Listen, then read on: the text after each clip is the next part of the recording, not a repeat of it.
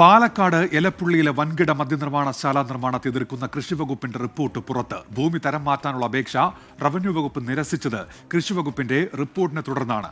ഭൂമി ഇപ്പോഴും കൃഷിക്ക് അനുയോജ്യമാണെന്നും കൃഷി ഓഫീസറുടെ കണ്ടെത്തൽ. 24 എക്സ്ക്ലൂസീവ്. വൻകിട മദ്യനിർമ്മാണശാലയ്ക്കായി ഭൂമി തരം മാറ്റാനുള്ള അപേക്ഷ റവന്യൂ വകുപ്പ് നിരസിച്ചത് കൃഷി വകുപ്പിന്റെ റിപ്പോർട്ടിനെ തുടർന്നാണ്. ഈ റിപ്പോർട്ടാണ് പുറത്തുവന്നത്.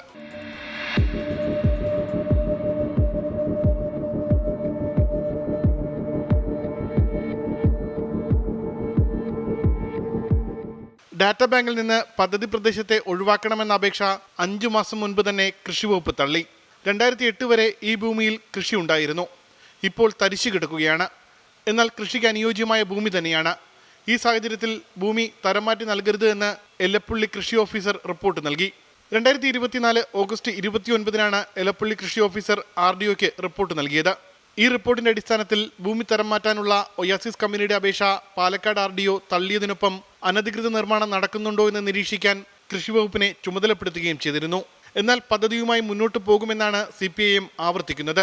CPI ഭരിക്കുന്ന 2 വകുപ്പുകളിൽ നിന്നുള്ള എതിർപ്പ് ഉഭയകക്ഷി ചർച്ചകളിലൂടെ പരിഹരിക്കാനാകുമെന്നാണ് CPM കരുതുന്നതും. എലപ്പുള്ളിയിലെ വൻകിട മദ്യനിർമ്മാണശാലയ്ക്കെതിരെയുള്ള CPIയുടെ എതിർപ്പ് കൂടുതൽ പരസ്യമാവുകയാണ്.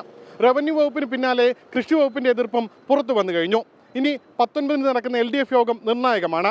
അതേസമയം നിയമങ്ങൾ പാലിച്ചു മാത്രമേ മുന്നോട്ട് പോകൂ എന്ന CPM നേതാക്കൾ നിരന്തരം ആവർത്തിക്കുമ്പോൾ ഈ 2 എതിർപ്പും എങ്ങനെ മറികടക്കും എന്ന ചോദ്യവും നിർണായകമാണ്. ഉമേഷ് ബാലകൃഷ്ണൻ, 24 തിരുവനന്തപുരം.